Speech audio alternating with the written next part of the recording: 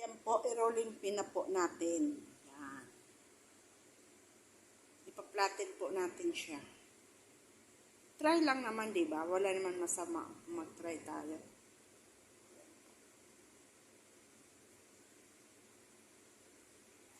Yan po, pina-flatten natin. Tapos, tutupik-tupiin. Yan.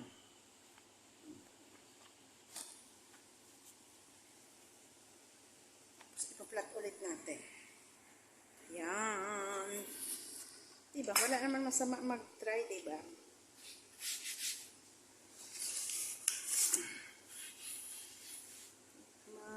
It's okay.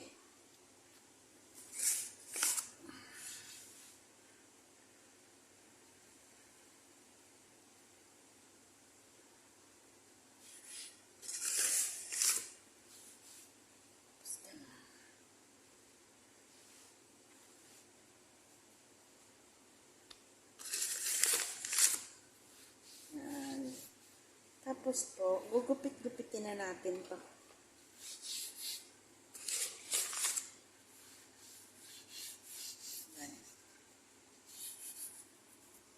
Ayan na po. Nag-flatten na siya.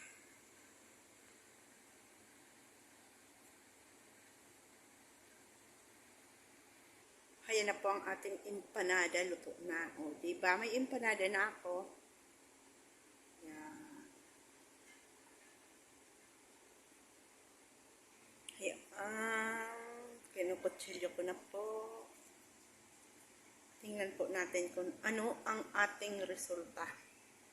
Hindi man siya perfect, okay lang. At least na-try ko. Ayan.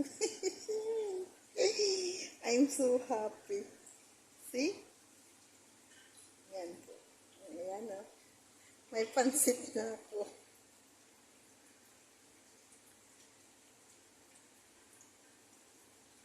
Ayan.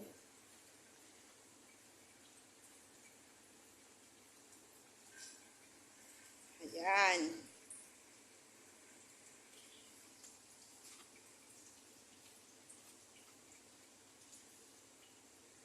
Tingnan po natin kung ano kinalalabasan. Kasi po, papakuluan pa natin siya. Yung tubig niya, basta po yung ano natin, dalawang cup po yan na all-purpose flour.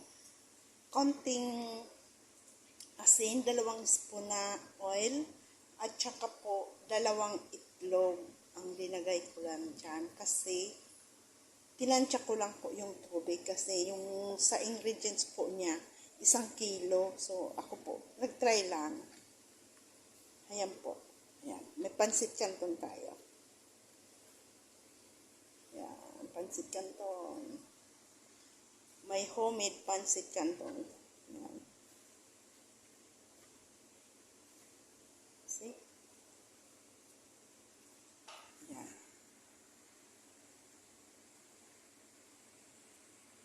Lulutuin po natin. Kaya lulutuin natin. Magigisa muna po ako ng manok at yung ano natin dyan. Para maano natin kung ano nga ba talaga. Kung okay siya o hindi.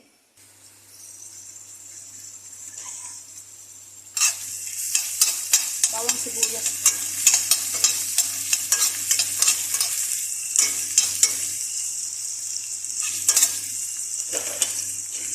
Ano natin kasi na maligo yung amo ko. Kailangan maluto ang amo ko.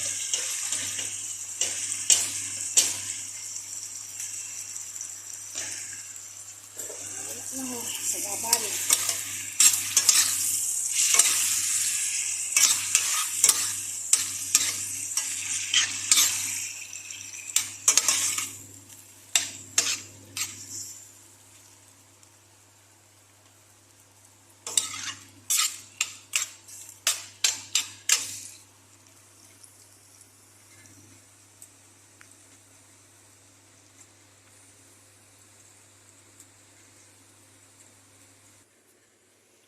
Empanada. See? Tikman natin. Ang sarap po. Mas okay po pala siya i-oven. Kasi para po hindi siya oily.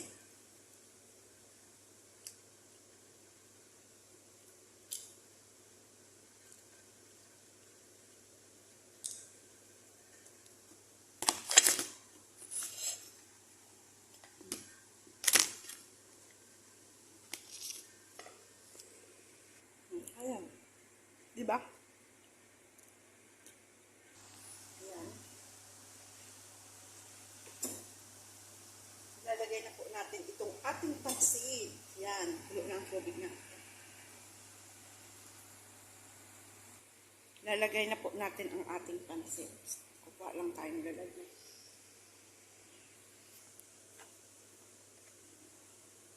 May homemade pansit. Canton.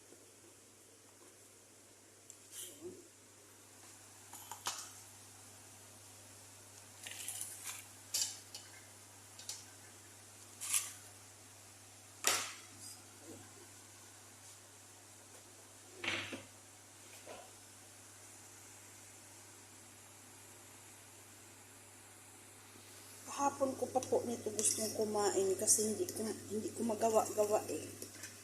Ngayon natuloy ay wow, success. See? Success po yung pagkagawa ko ng pansit. Ayan po. Oh.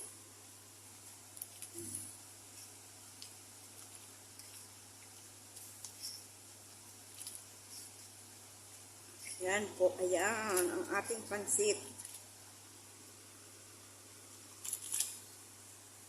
Tatanggalin na po natin siya sa tubig para po maano siya, madre. I-drain po natin siya habang nag-aantay nito sa isa, diba? O, diba?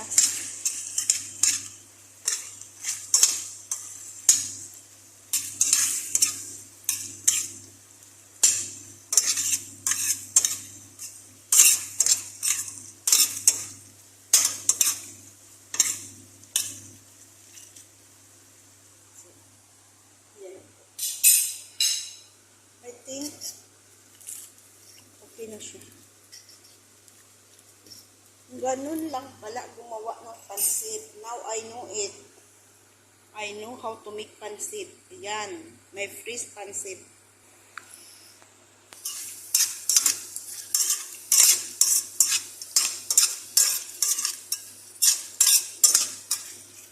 Hingin natin yung gulay natin dyan.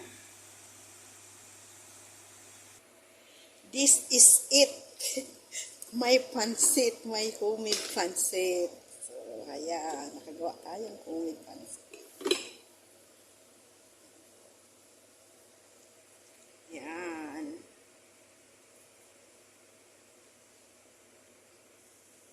First time ko po ito gumawa nito.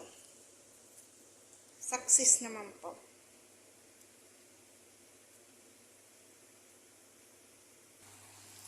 Lagyan natin toyo.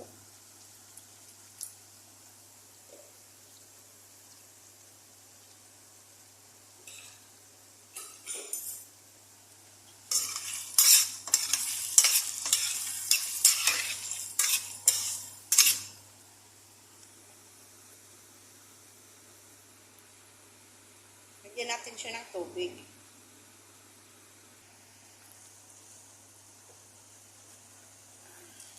At water na po para madali.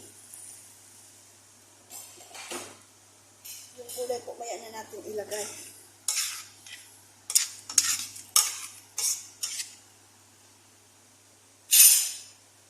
Lagay na natin ang pansit natin. Parang marami ito. Tingnan natin. Ubusin na natin. Ayan. Hanggang na bukas.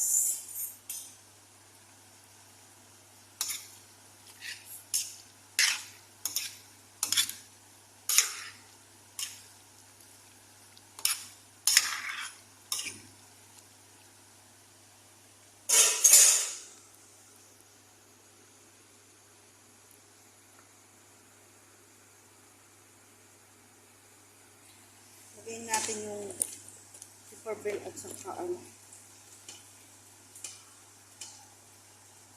carrots.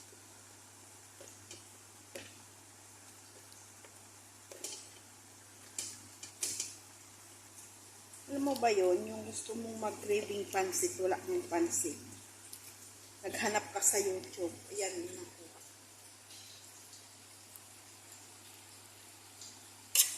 Na pwede naman pala ako gumawang Canton Fresh.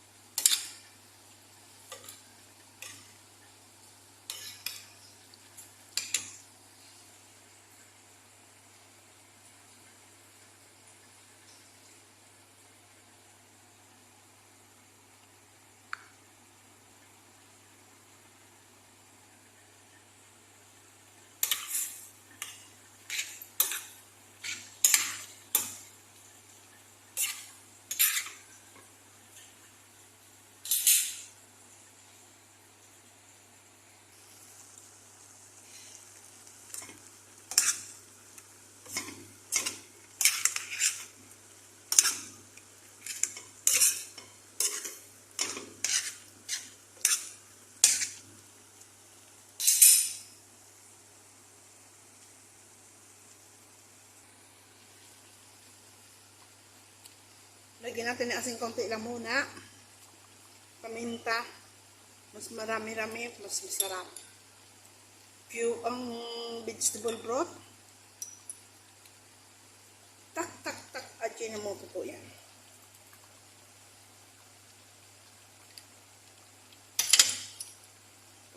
Pagkain din yan ng babae.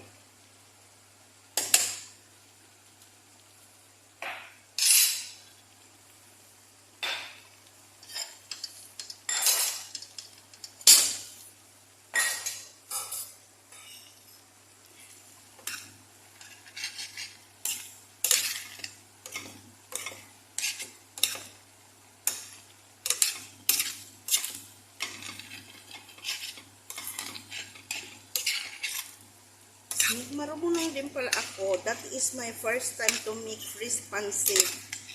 So, this is it. Thank you, YouTube.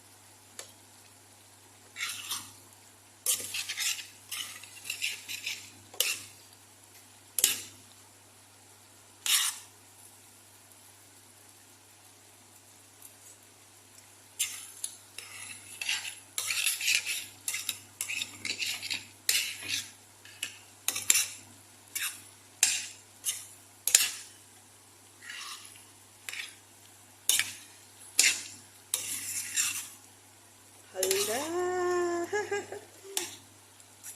Sayang, walang oyster sauce, pero soy sauce lang.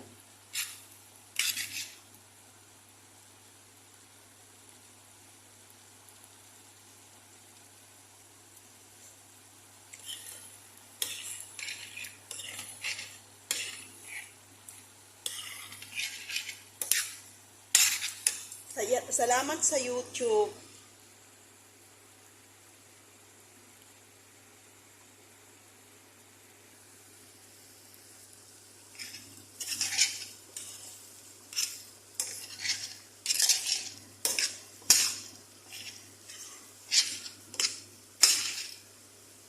Salamat talaga sa YouTube.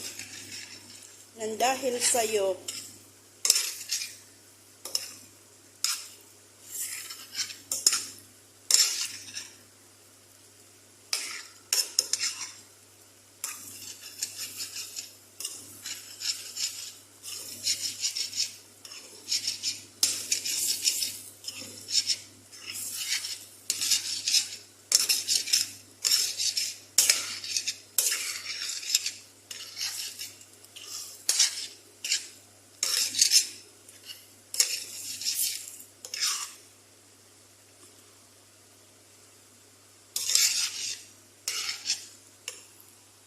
lagay na natin tong gulay na to.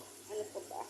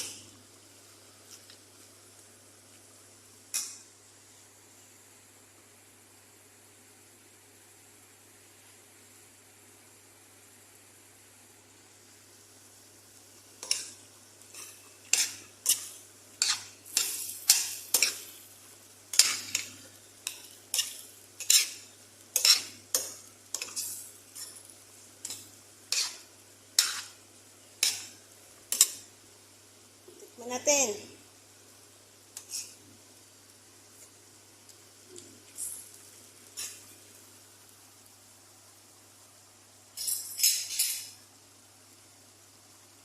Mas lasa ang paminta, mas masarap.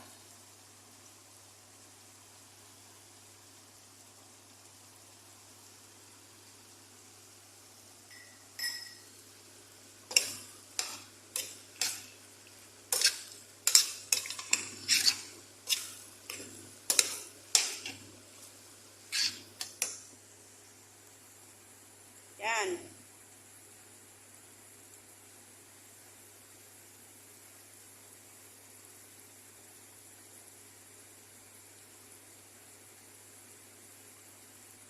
Hanguin na po natin is already done. Hayan na, hayan na, hayan na nga.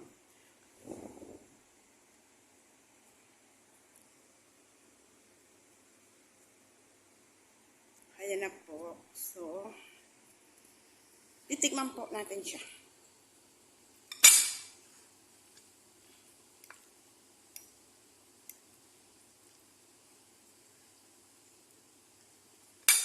Ang sarap. Yan po. Maraming salamat po sa inyong lahat at sa YouTube. Ayan na po.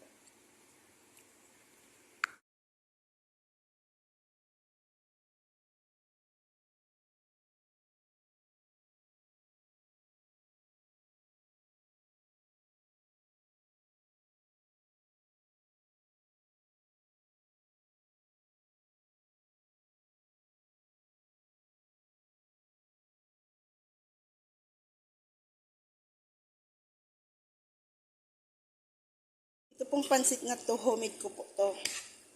Ginawa ko po. Kung gusto po nyong makita kung paano ginawa, punta lang po kayo sa YouTube ko. Yolanda Eleuterio po. Naka-purple na dress. Ayan na po siya. Oh. Yan.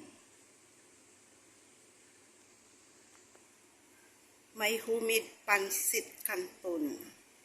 Fresh pansit canton. Salamat sa YouTube din.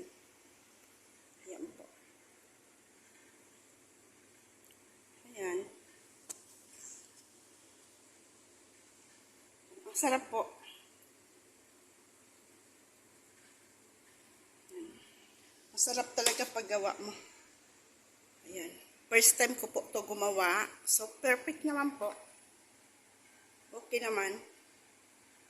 God bless sa akin.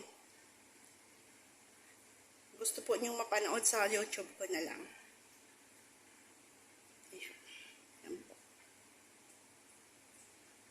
May homemade pansit canton. Sarap.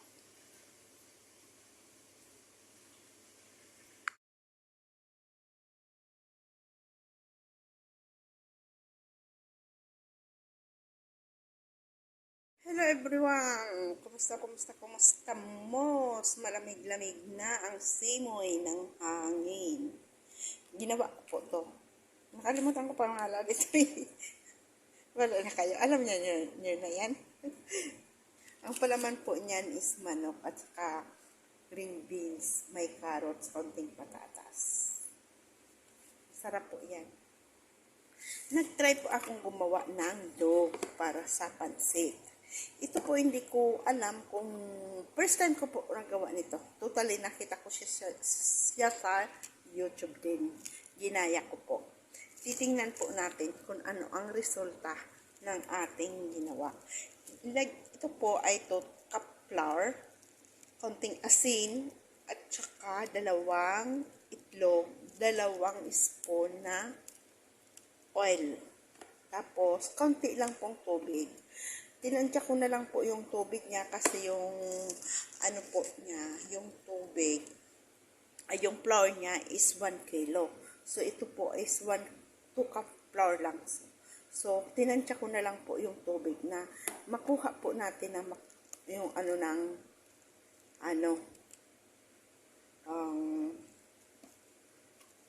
timpla ng dough. Ganun lang po siya. Iwan ko tapos linagyan po siya ng food coloring yellow. Yan. Itatry po natin kung ano ang kinalalabasan nito. Wala naman masama mag-try, diba? Ma-perfect man siya o hindi ma-perfect, at least trinay ko. Kasi, mahilig ako mag-ano ng pansit-pansit, diba? Trinay ko lang po yan. Itatry lang natin kung makukuha ko o hindi. If maging success, very nice. If not maging success, nice pa rin. At least na-try ko po. Yan. 2 cup flour po lang yan. Asin, konting asin, 2 itlog, 2 cup na flour, konting tubig, yun lang po ang nilagay. At saka bits of patak lang po ng ng food coloring. Pwede man po wala, optional lang po yung food coloring. So, ayan po. 2 itlog po yan kasi yung sa 1 kilo is 3 itlog. So, binawasan ko po. Kailangan naman lagyan ko 1 kalahati lang. Sayang naman nung iba ng itlog. Kaya sinama ko na lang. Try lang natin kung makuha o hindi. Ayan. Ayan po. Titingnan po natin kung makukuha ko o hindi. Ayan.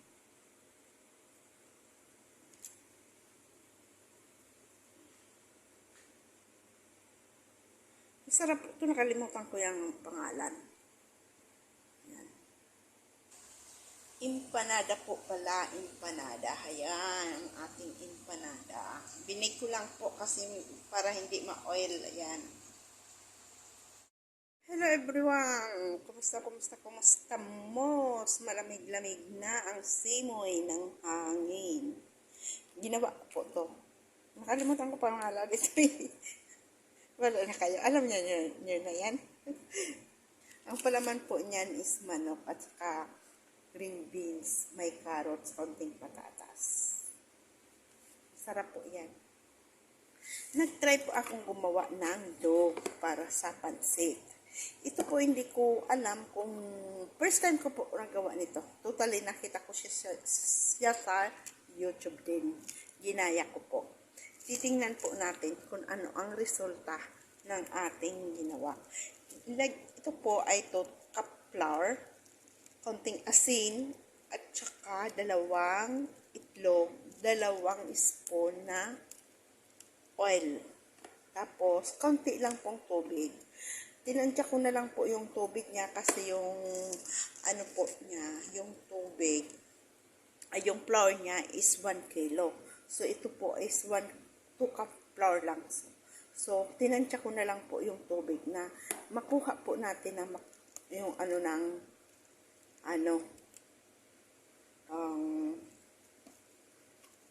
timpla ng dough. Ganun lang po siya. Iwan ko po. Tapos, linagyan po siya ng food coloring yellow. Yan. Itatry po natin kung ano ang kinalalabasan nito. Wala naman masama mag-try, diba? Ma-perfect man siya o hindi ma-perfect, at least trinay ko. Kasi, mahilig ako mag-ano ng pansit-pansit, diba? Trinay ko lang po yan. Itatry lang natin kung makukuha ko o hindi. If maging success, very nice. If not maging success, nice pa rin. At least na-try ko po. Yan. 2 cup flour po lang yan. Asin, konting asin, 2 itlog, 2 cup na flour, konting tubig, yun lang po ang nilagay. At saka bits of patak lang po ng ng food coloring. Pwede man po wala, optional lang po yung food coloring. So, ayan po. 2 itlog po yan kasi yung sa 1 kilo is 3 itlog. So, binawasan ko po. Kailangan naman lagyan ko 1 kalahati lang. Sayang naman nung iba ng itlog. Kaya sinama ko na lang. Try lang natin kung makuha o hindi. Ayan. Ayan po. Titingnan po natin kung makukuha ko o hindi. Ayan.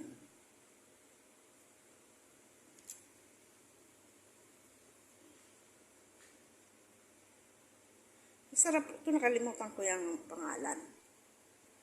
Ayan. Empanada po pala, empanada. Ayan, ang ating empanada. Binig ko lang po kasi para hindi ma-oil. Ayan.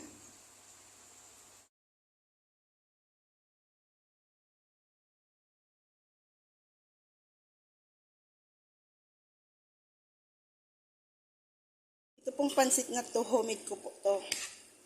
Ginawa ko po. Kung gusto po nyong makita kung paano ginawa, punta lang po kayo sa YouTube ko. Yolanda Eleuterio po. Naka-purple na dress. Ayan na po siya. Oh. Yan. May humid pansit canton. Fresh pansit canton. Salamat sa YouTube din. Ayan po. Ayan. Masarap po. Ayan. Masarap talaga paggawa mo. Ayan. First time ko po to gumawa. So, perfect naman po. Okay naman. God bless sa akin. Gusto po niyong mapanood sa YouTube ko na lang. Ayan po. May humid pansit canton. Sarap.